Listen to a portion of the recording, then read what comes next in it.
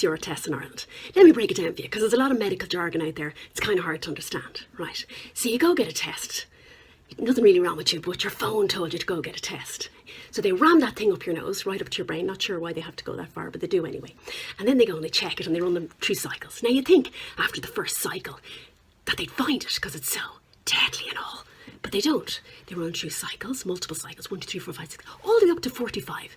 Now, Dr. Corona, Fauci himself, he says anything after 35 cycles is useless. That's right. And we do it 45 times in Ireland. Now, another way of saying that is you say to your mates, you see that field over there? I'm going to find a unicorn.